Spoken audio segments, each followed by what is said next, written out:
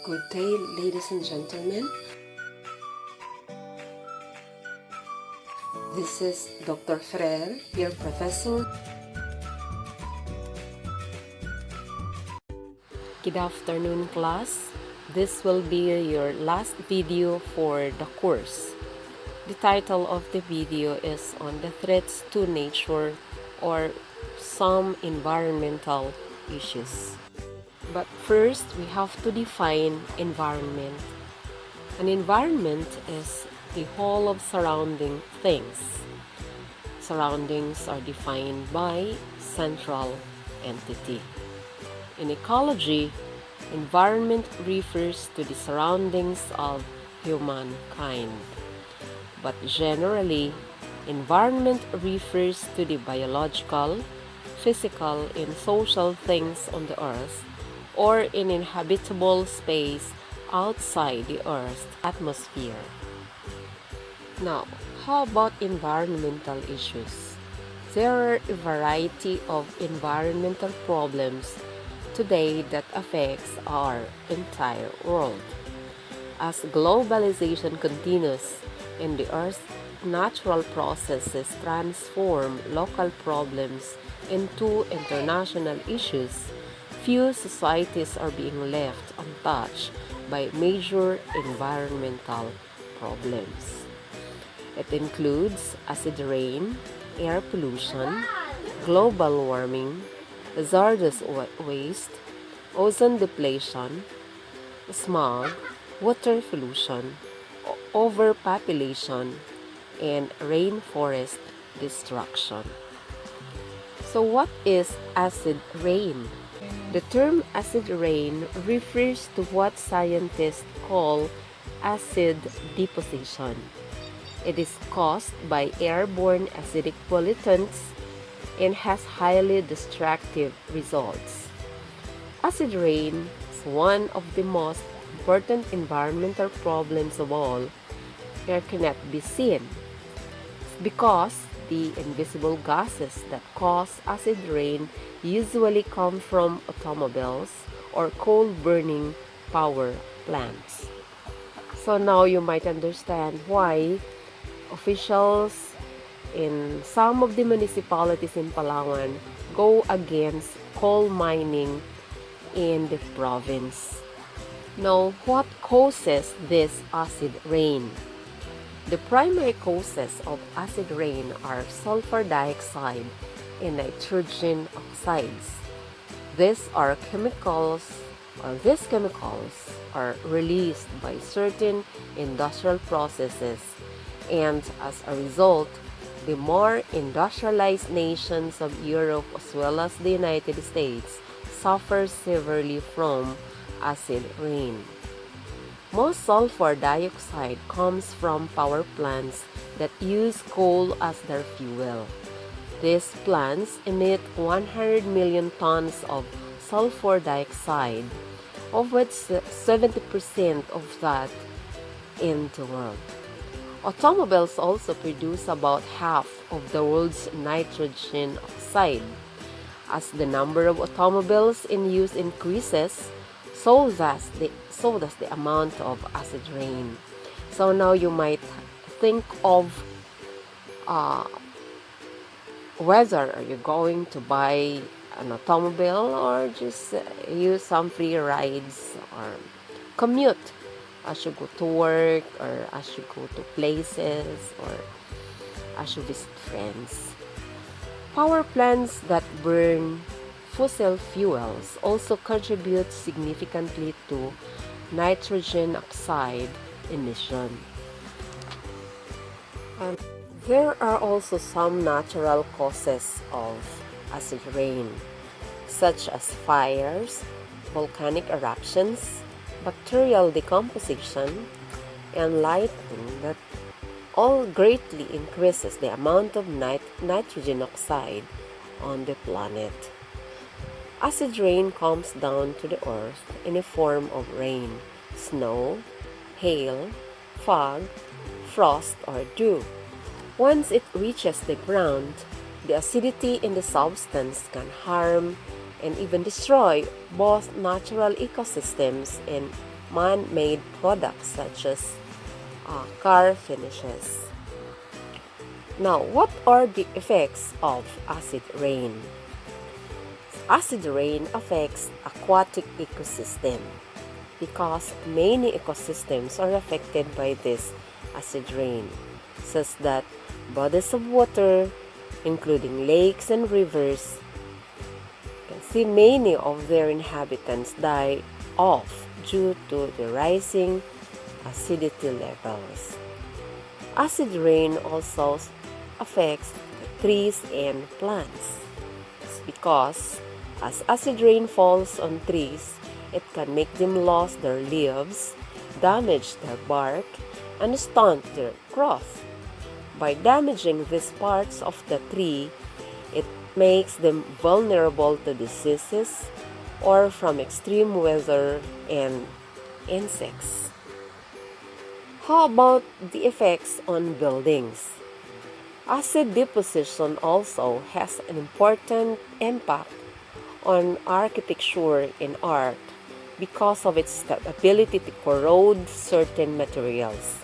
As acid lands on buildings, especially those constructed with limestone, it reacts with minerals in the stone, sometimes causing it to disintegrate and wash away. Acid deposition can also corrode modern buildings, cars, railroad tracks, airplanes, steel bridges, and pipes above and below ground. Now, the second environmental issue is air pollution. Every day, the average person inhales about 20,000 liters of air. Every time we breathe, we risk inhaling dangerous chemicals that have found their way into the air. So, air pollution includes all contaminants found in the atmosphere.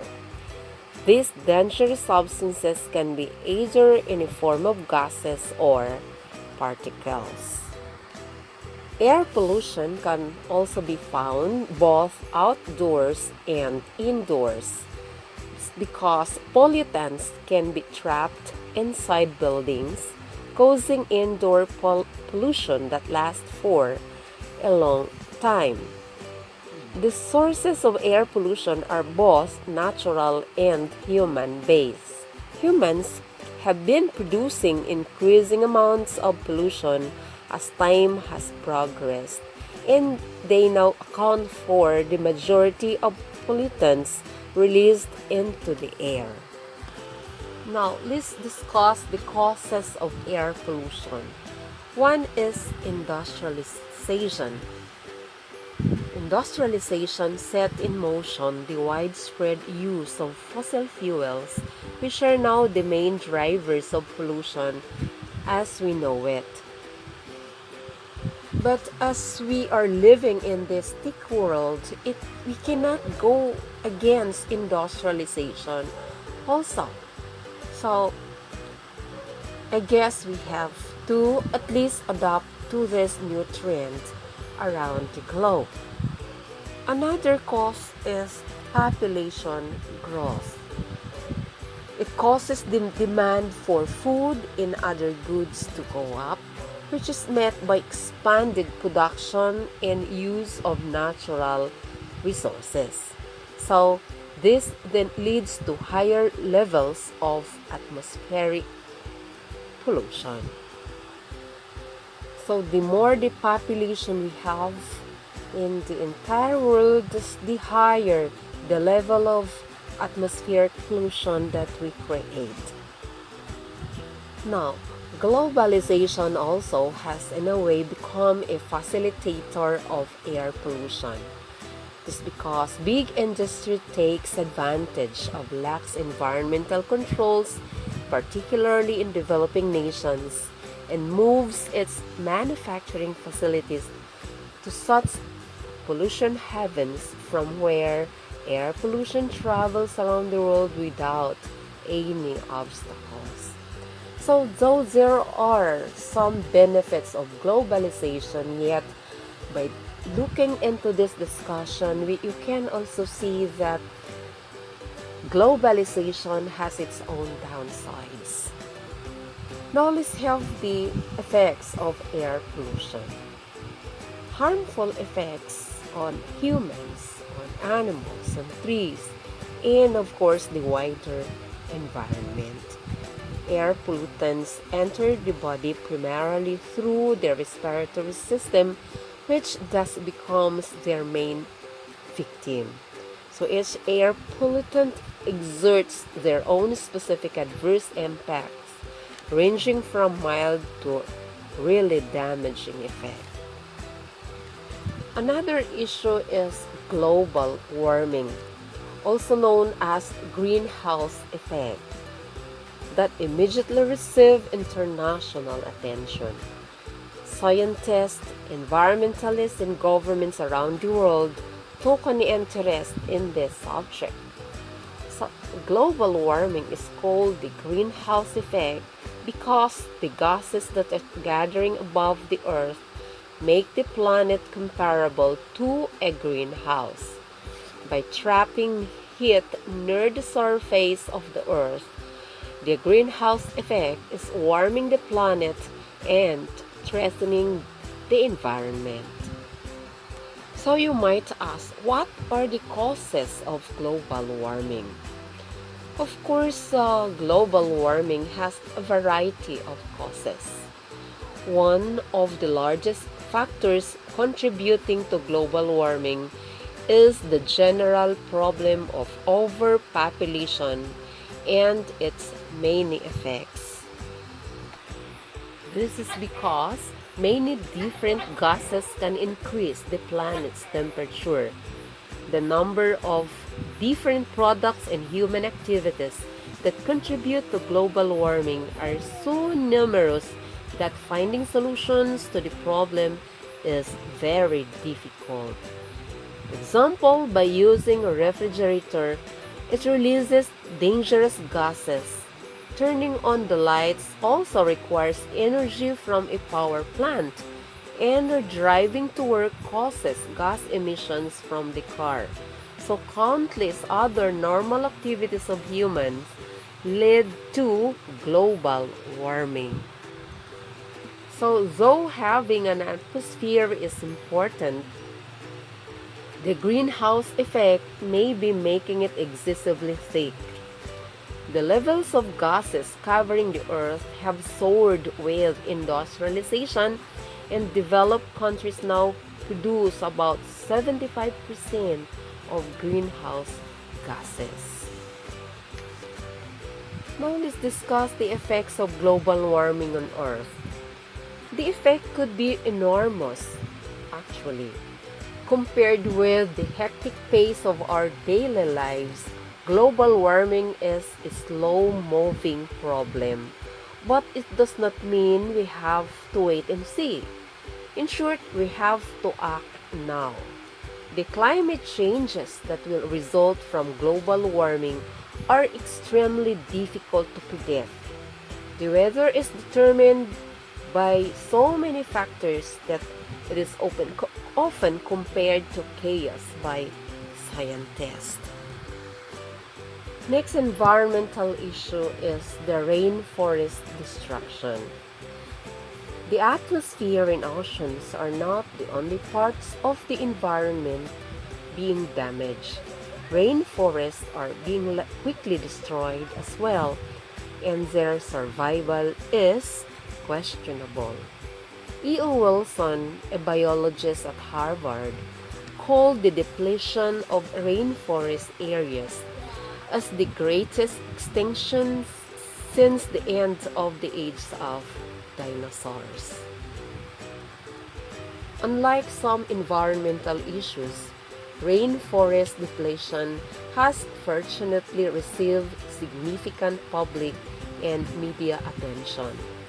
Despite the opposition to the cutting down of rainforests, the problem continues.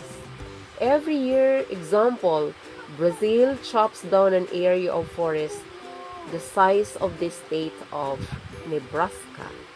In addition to the Amazon's rainforest, many other forests are being cut down as well, like in Indonesia, Zaire, Papua New Guinea, Malaysia, Burma, the Philippines of course, Peru, Colombia, Bolivia, and Venezuela.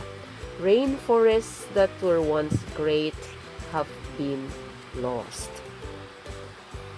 According to some estimates, 50 million acres of rainforests are cut down every year.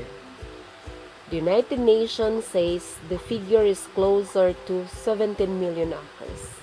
The World Wildlife Fund says that every minute, 25 to 50 acres are cut or burned to the ground. With the world's growing population has been the primary cause of rainforest destruction.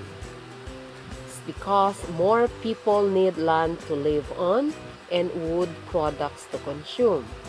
Limiting population growth may be the first in a series of steps that would limit the destruction of the rainforest. Now let's discuss the causes of rainforest destruction.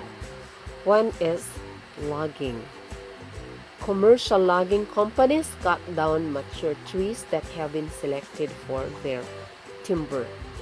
The timber trade defends itself by saying that this method of selective logging ensures that the forest regrows naturally and in time is once again ready for their safe logging practices, according to WWF. But in most cases, this is untrue because of the nature of rainforest and of the logging practices. Another cause is the agriculture shifted cultivator. Shifted cultivators is the term used for people who have moved into rainforest areas and established small-scale farming operations. These are especially true with landless peasants who have followed roads into already damaged rainforest areas. The additional damage that they are causing is extensive. Shifted cultivators are currently being blamed for 60% of tropical forest loss, according to Colchester and Lowman. The third is the agriculture, cash crop, and ranching. The undisturbed and logged rainforest areas are being totally cleared to provide land for food crops, tree plantation, or for grazing cattle. So much of this produce is exported to rich industrialized countries, and in many cases, crops are grown for export while the local populace goes hungry.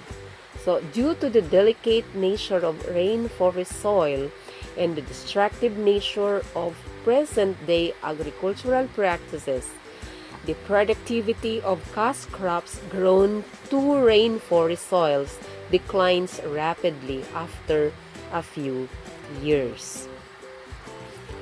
These what they call monoculture plantations, or those that produce only one species of tree or one type of food on rainforest soil, are examples of non-sustainable agriculture. Then another is fuel food. The United Nations Food and Agriculture Organization estimates that 1.5 billion of the 2 billion people worldwide who rely on fuel wood for cooking and heating are overcutting forests. So this problem is worse in drier regions of the tropics like in the Philippines. So solutions will probably involve a return to the local people's control of the forest they depend on. But the problem is we have so many people that needs this fuel for their food. Then another is the construction of large dams. They does not only destroys the forest, but often uproots tens of thousands of people, destroying both their lands and their culture. And the rates of waterborne diseases increase rapidly. It's because downstream ecosystems are damaged by dams which trap silt, holding back valuable nutrients. Reduced silt leads to coastal erosion. So the sheer weight of water in dams has example in Chile, in Zimbabwe and Greece led to earthquakes. And the irrigation in the industrial projects powered by dams led to further environmental damage. Irrigation leads to salination of soils and industry leads to pollution. So it's like a chain reaction from all of these factors that I have mentioned.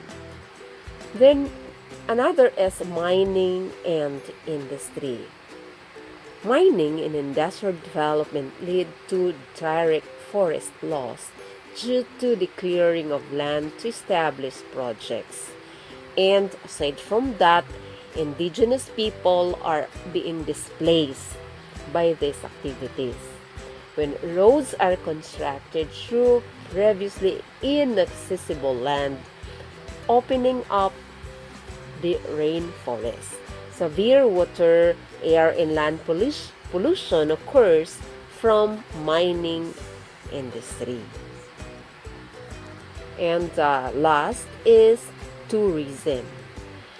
It's because the creation of national parks has undoubtedly helped to protect the rainforest.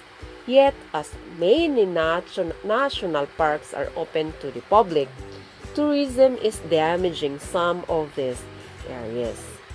Ecotourism or environmentally friendly tourism should educate the tourists to be environmentally aware. It should also be of low impact to its environment. Unfortunately, many companies and resorts who advertise themselves as eco-tourist establishments are in fact exploiting the environment for profit.